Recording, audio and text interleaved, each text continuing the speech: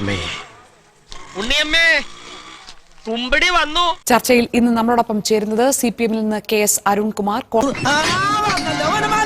ഏത് ഏജൻസി വേണമെങ്കിലും പരിശോധിച്ചോട്ടെ എന്നും ഒരിക്കലും മറുപടിയില്ല, ഇനി ഇതിൽ കൂടുതലൊന്നും പറയില്ല എന്ന് നിലപാടെടുക്കില്ല എന്നുമാണ് മാത്യു കുഴൽനാടൻ ഇന്ന് വിശദീകരിച്ചത്. CPM-ന് ആ മറുപടി തൃപ്തികരമാണോ? അത് ഉത്തരം പറ. അത് CPM കമ്മീഷൻ വെച്ച് അന്വേഷിക്കുന്ന ഒരു രീതി, ഏതെങ്കിലും ഒരു രാഷ്ട്രീയ പാർട്ടി കമ്മീഷൻ വെച്ച് മറ്റൊരു രാഷ്ട്രീയ പാർട്ടിയുടെ പ്രവർത്തകനെതിരെ, നേതാവിനെതിരെ കമ്മീഷൻ വെച്ച് അന്വേഷിക്കണമെന്ന് പറയുന്നതിൽ എന്ത് യുക്തിയാണ് ഷാനി? വേണ്ടട്ടോ, നീ ചായ അടിച്ചാ മതി, നീ എന്നെ അടിക്കാൻ നിൽക്കണ്ട. ഓക്കെ. അപ്പോൾ ഇതുവരെയുള്ള കാര്യങ്ങൾ നിങ്ങൾ എങ്ങനെയാണ് അന്വേഷിച്ചത് ശ്രീ അരുൺകുമാർ? എന്റെ പൊന്നുവായി എന്നെ കുഴപ്പിക്കരുത്. മറ്റൊരു രാഷ്ട്രീയ പ്രസ്ഥാനത്തിന്റെ ആളെ കമ്മീഷൻ വെക്കണമെന്ന് അല്ല, ഇപ്പോൾ നിങ്ങൾ ഈ രേഖകളൊക്കെ വെച്ച് അന്വേഷിച്ചത് എങ്ങനെയാണ്? ജാങ്കോ, നീ അറിഞ്ഞ ഞാൻ പെട്ടു. ഇതിന്റെ നാലാം തൂണല്ലേ മാധ്യമങ്ങൾ. ഈ മാധ്യമങ്ങൾക്ക് ഞങ്ങൾ ഇന്നലെ കുറച്ച് രേഖ കൊടുത്തു. ശ്രീ അരുൺകുമാർ, ഇപ്പോൾ നിങ്ങൾ എങ്ങനെയാണ് അന്വേഷിച്ചത്? ഇത്രയും രേഖകളൊക്കെ എങ്ങനെയാണ് കിട്ടിയത്? എനിക്കൊന്നും ഓർമ്മ വരുന്നില്ല ഈശ്വര. ഞങ്ങളുടെ മുന്നിലേക്ക് വന്ന രേഖ ജനങ്ങൾക്ക് മുന്നിൽ അവതരിപ്പിക്കുക എന്നത് ഞങ്ങളുടെ കടമയാണ്. അത് ഞങ്ങൾ ഇന്നലെ ചെയ്തു, നാളെയും ചെയ്യും, മറ്റന്നാളും ചെയ്യും. ഇനി അത് ജനങ്ങളുടെ മുന്നിൽ വിശദീകരിക്കുകയും ചെയ്യും. ഓക്കെ, പക്ഷേ മറ്റൊരു പാർട്ടിയുടെ അംഗത്തിനെതിരെ എങ്ങനെ അന്വേഷണം നടത്തുമെന്ന് താങ്കൾ ചോദിച്ചു. പക്ഷെ നിങ്ങൾ അത് നടത്തിക്കൊണ്ടിരിക്കുകയാണല്ലോ, അപ്പോൾ രണ്ടും കൂടി എങ്ങനെ പൊരുത്തപ്പെടും? കമ്മീഷൻ വെച്ച് അന്വേഷിക്കുക, എന്നിട്ട് ഡോക്യുമെന്റ് പരിശോധിക്കുക, അങ്ങനെ ഒരു രീതി ഇവിടെ ഇല്ലല്ലോ ഷാനി. അതോറിറ്റി പരിശോധിച്ചോട്ടെ. അപ്പോൾ ഇനി ഉണ്ടാകേണ്ട തുടർ നടപടി എന്താണ് ശ്രീ അരുൺകുമാർ? നിങ്ങളുടെ കയ്യിൽ രേഖകളുണ്ട്, നിങ്ങൾ അന്വേഷിക്കുന്നുണ്ട്, പക്ഷെ കമ്മീഷൻ വെക്കുക എന്നുള്ള, അല്ലെങ്കിൽ നിങ്ങൾ തന്നെ ഒരു കമ്മീഷനായി വന്ന് അന്വേഷിച്ചോളൂ എന്നുള്ള മാത്യു കുഴൽനാടന്റെ വെല്ലുവിളി നിങ്ങൾക്ക് സ്വീകാര്യമല്ല. അതിന് നിയമപരമായ വഴികൾ ഉണ്ടല്ലോ എന്ന് നിങ്ങൾ പറയുന്നത് ന്യായവുമാണ്. അപ്പോൾ ഇനി ഈ ആരോപണങ്ങളിൽ ഉണ്ടാകേണ്ട തുടർ നടപടി എന്താണ്? എവിടെ നിന്നാണ് അത് ഉണ്ടാകേണ്ടത്? 3 കോടി 50 ലക്ഷം രൂപയുടെ പ്രോപ്പർട്ടി വാങ്ങിക്കുക എന്ന് പറഞ്ഞാൽ സാധാരണ ഒരു മലയാളിക്ക് സ്വപ്നം കാണാൻ കഴിയുന്നതാണോ? സാധാരണ മലയാളികൾക്ക് സ്വപ്നം കാണാൻ കഴിയാത്ത പല കാര്യങ്ങളും നടന്നുകൊണ്ടിരിക്കുകയും വിവരങ്ങൾ പുറത്തു വരികയുമാണല്ലോ ശ്രീ അരുൺ. ഈ പറഞ്ഞതിന് വേറൊരു അർത്ഥം ഇല്ലേ? അപ്പോൾ നിങ്ങൾ വേണമെന്ന് വിചാരിച്ചാൽ രേഖകൾ കിട്ടും. നിങ്ങൾക്ക് ആവശ്യമുണ്ടെങ്കിൽ നിങ്ങൾക്ക് ഈ വിവരങ്ങളൊക്കെ വിശദീകരിക്കാനുള്ള സാഹചര്യമുണ്ട്, അതിനുള്ള സോഴ്സ് ഒക്കെ ഉണ്ട്. ഒപ്പം ഇന്ന് മാത്യു കുഴൽനാടൻ ഇതിനുള്ള മറുപടിയായി ഒരു വെല്ലുവിളി കൂടി വെച്ചിരുന്നു. ഞാൻ ഏത് രേഖ വേണമെങ്കിലും നിങ്ങൾ ആവശ്യപ്പെടുന്നത് ഹാജരാക്കാം എന്ന് വെച്ചാൽ CPM ആവശ്യപ്പെടുന്ന രേഖകൾ ഹാജരാക്കാം. ഇതൊരു നടക്ക് പോണ മാതിരില്ല. എക്സാലോജിക് കമ്പനിയുടെ കാര്യത്തിൽ മുഖ്യമന്ത്രിയുടെ മകളുടെ കമ്പനിയുമായി ബന്ധപ്പെട്ട ഇപ്പോൾ ഉയർന്നിരിക്കുന്ന കണ്ടെത്തലുകളിലും ആരോപണങ്ങളിലും അങ്ങനെ രേഖകൾ വെച്ച് സംസാരിക്കാൻ CPM തയ്യാറാണോ? അതിന് മറുപടി ഉണ്ടോ? ജാങ്കോ, നീ അറിഞ്ഞ ഞാൻ പിന്നെ പെട്ടു. ഒരു നോട്ടീസും കൊടുത്തില്ല, ഒരു ഡിമാൻഡും ആവശ്യപ്പെട്ടില്ല. ആ കമ്പനി ഇപ്പോൾ പ്രവർത്തിക്കുന്നുണ്ടോ? ആ കമ്പനി ഇപ്പോൾ പ്രവർത്തിക്കുന്നുണ്ടോ? ആ കമ്പനി നിലവിൽ പ്രവർത്തിക്കുന്നുണ്ട്. കേൾക്കാൻ നല്ല രസമുണ്ട്. താങ്കളുടെ സംസ്ഥാന സെക്രട്ടറി ഇന്നലെ പറഞ്ഞത് പ്രവർത്തിക്കുന്നില്ല എന്നാണ്. ആ കമ്പനി 2014 രജിസ്റ്റർ ചെയ്ത് ബാംഗ്ലൂർ കേന്ദ്രീകരിച്ചുകൊണ്ട് പ്രവർത്തിക്കുന്ന ഒരു കമ്പനിയാണ്. ഏതു സമയത്ത് രേഖ ചോദിച്ചാലും ആ രേഖ ഹാജരാക്കാൻ ആ കമ്പനിയുടെ ഉത്തരവാദിത്തപ്പെട്ടവർ തയ്യാറാകും. നീ ശരിക്കും മണ്ടനാണോ അതോ മണ്ടനെ പോലെ അഭിനയിക്കാണോ? ശരിക്കും മണ്ടനാണ് സാർ. നിയമപരമായിട്ടുള്ള അതോറിറ്റിക്ക് ചോദിക്കാമല്ലോ. ആ കമ്പനി ഇപ്പോൾ പ്രവർത്തിക്കുന്നില്ല എന്നാണ് താങ്കളുടെ പാർട്ടിയുടെ സംസ്ഥാന സെക്രട്ടറി ഇന്നലെ കണ്ണൂരിൽ പറഞ്ഞത്. ശ്രീ അരുൺകുമാർ, ഞാനൊരു സത്യം പറഞ്ഞ് വിശ്വസിക്കൂ? എനിക്കത് ഓർമ്മയില്ല. കണ്ണൂരിൽ താങ്കളുടെ പാർട്ടി സംസ്ഥാന സെക്രട്ടറി പറഞ്ഞത് ആ കമ്പനി ഇപ്പോൾ പ്രവർത്തിക്കുന്നില്ല എന്നാണ്. ഏതാണ് സത്യം? ഒടുക്കത്തെ തുമ്പലാണെന്ന് നീ മറക്കണ്ട. ഉത്തരവാദിത്തപ്പെട്ട ആളുകളോട് തന്നെ ചോദിച്ചോളൂ. ആ കമ്പനിയുമായി ബന്ധപ്പെട്ടുകൊണ്ടുള്ള രജിസ്ട്രേഷൻ നമ്പർ ഉണ്ട്, രജിസ്ട്രേഷനും മറ്റു കാര്യങ്ങളുമായിട്ട് മുന്നോട്ട് പോകുന്നു. അത് ആ കമ്പനിയുമായി ബന്ധപ്പെട്ടുകൊണ്ട് അതോറിറ്റി ചോദിച്ചാൽ കൃത്യമായിട്ടുള്ള വിവരം.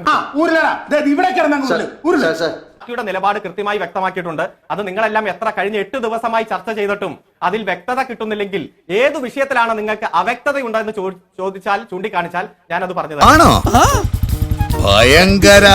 തീർച്ചയായും. എന്താണ് കരാർ? എന്താണ് സേവനം?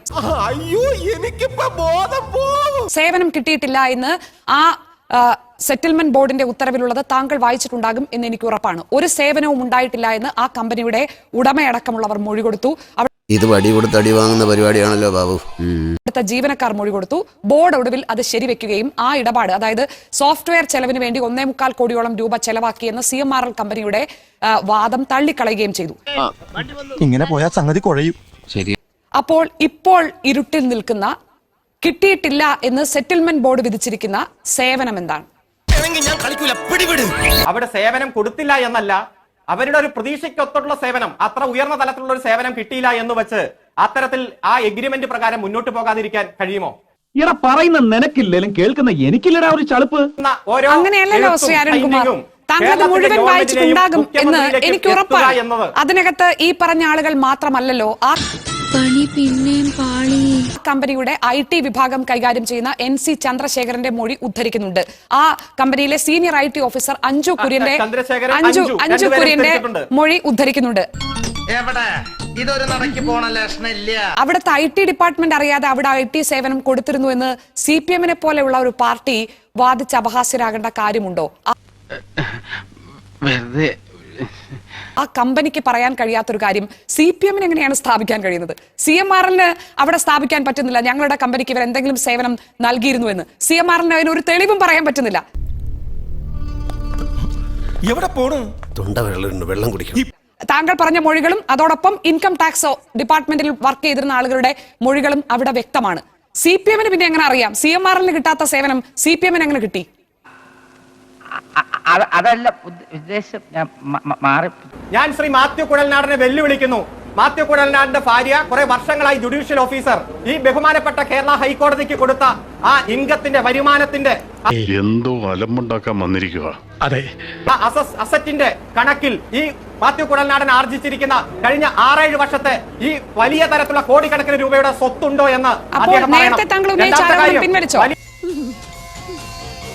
സത്യവാങ്മൂലത്തിൽ കാണിച്ചിരിക്കുന്നത് കള്ളമാണ് എന്ന ആരോപണം പിൻവലിച്ചോ ശ്രീ അരുൺകുമാർ? ഇനിയിപ്പോൾ മാത്യു കുഴൽനാടന്റെ ഭാര്യയുടെ വരുമാനത്തിലാണോ CPM-ന്റെ ചോദ്യം? നേരത്തെ ഉന്നയിച്ച ആരോപണം പിൻവലിച്ചോ?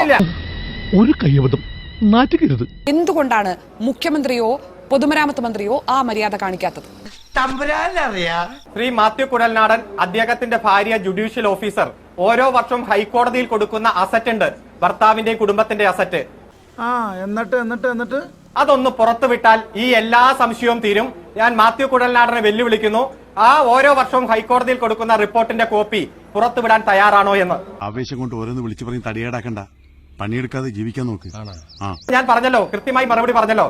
ഇവിടെ ഒരു സ്റ്റാറ്റ്യൂട്ടറി അതോറിറ്റി അല്ലെങ്കിൽ പരിശോധനയുമായി ബന്ധപ്പെട്ടുണ്ടോ, പരാതിയുമായി ബന്ധപ്പെട്ടുണ്ടോ, രണ്ടും കൂടി ഒരേ വാചകത്തിൽ പറയുന്നത് കേൾക്കുമ്പോൾ നാട്ടുകാർക്ക് എന്ത് തോന്നും ശ്രീ അരുൺകുമാർ? ഇങ്ങനെയാണെങ്കിൽ ഞാൻ കളിക്കല്ല, ഞാൻ നേരെ ചിറാപുഞ്ചിയിൽ പോയി മണം വിൽക്കാൻ പോകുന്നു. പറയുന്നു ഹൈക്കോടതിയിൽ കൊടുത്ത അഫിഡവിറ്റ് മാത്യു കുഴൽനാടൻ പൊതുസമക്ഷം പുറത്തുവിടണമെന്ന്. മുഖ്യമന്ത്രിയുടെയും വീണ വിജയന്റെയും മുഹമ്മദ് റിയാസിന്റെയും കാര്യം ചോദിക്കുമ്പോൾ താങ്കൾ പറയുന്നു സ്റ്റാറ്റ്യൂട്ടറി അതോറിറ്റി ചോദിച്ചാലേ പറയൂന്ന്. ഇതെന്തൊരു ന്യായമാണ്? ഒരു ന്യായക്കേടുമല്ല ഞാൻ പറഞ്ഞത്. ഇന്ന് ശ്രീ മാത്യു കുഴൽനാടൻ രേഖ വെച്ച് പറഞ്ഞു എന്ന് മാധ്യമങ്ങൾ പറയുന്ന ഇതെല്ലാം കള്ളമാണെന്ന് അദ്ദേഹത്തിന്റെ അഫിഡവിറ്റ് തന്നെ വായിച്ചിട്ടാണ് കോടിക്കണക്കിന് രൂപയുടെ ട്രാൻസാക്ഷനെ കുറിച്ച് ഞാൻ പറഞ്ഞത്. ഭയങ്കരം തന്നെ. അപ്പോ അത്തരത്തിൽ തർക്കമുള്ള സാഹചര്യത്തിലാണ് ഞാൻ പറഞ്ഞത്. മറ്റൊന്ന് ഞാൻ പറഞ്ഞല്ലോ, ഒരു നോട്ടീസോ രേഖയോ തന്നാൽ കൊണ്ടുവരാവുന്നതേ ഉള്ളൂ. വായിക്കാത്ത കയറി വിടുവിച്ചാലേ ശരിയാവും. ആ നോട്ടീസും രേഖയോ അല്ലെങ്കിൽ ഒരു ഡിമാൻഡ് നോട്ടീസ് പോലും കൊടുക്കാത്ത പ്രശ്നമേ ഇവിടെ ഉള്ളൂ. അത് കൃത്യമായി കൊടുത്താൽ ഹാജരാക്കുന്നതിന് ഒരു മടിയുമില്ല, ഒരു തരത്തിലും ഞങ്ങൾ മറച്ചു വെക്കുന്ന ജനങ്ങളോട് പറയാൻ ഉദ്ദേശിക്കുന്നില്ല. അല്ല, പറയേണ്ട സാഹചര്യം വന്നാൽ പറയില്ലോ. ഇപ്പൊ പരാതിയുണ്ട്, അന്വേഷണം തുടങ്ങി എന്നെല്ലാം നമ്മൾ പറഞ്ഞല്ലോ. വിജിലൻസിന്റെ മുന്നിൽ പരാതി ഉണ്ടെന്നൊക്കെ ഷാനി തന്നെയാ പറഞ്ഞത്. അതിനൊന്നും ഇല്ലേ? പരാതി വരട്ടെ, എവിടെ വേണമെങ്കിലും ഹാജരാക്കുന്നതിന് കുഴപ്പമില്ല. പിന്നെ ഹാജരാക്കുന്ന എന്തുമായി ബന്ധപ്പെട്ടുകൊണ്ടാണെന്ന് അറിയണല്ലോ. കൃത്യമായി കരാറ് പ്രകാരം പറഞ്ഞ സേവനം, ആ സേവനത്തിൽ പറഞ്ഞ തുക, അത് ബാങ്ക് വഴി ട്രാൻസാക്ഷൻ നടത്തി. ആ തുകയെ കുറിച്ച് എന്തറിയാനാണ്? ഒരു മാറ്റവും ഇല്ലല്ലോ. TDS അടക്കം കൊടുത്തിട്ടുണ്ട്. കൃത്യമായ ആ തുക നമ്മുടെ എല്ലാം പൊതുസമക്ഷത്തിൽ തന്നെ ഇപ്പോഴുണ്ട്. അതുകൊണ്ട് ഒരു തരത്തിലും അധാർമികമായിട്ട് ഒന്നും നടന്നിട്ടില്ല. കിട്ടിയ മുതലും പലിശ ചേർത്ത് കിട്ടി. ആരും കണ്ടില്ല. വാ, തൽക്കാലം ഇത്രയും മതി. വരട്ടെ.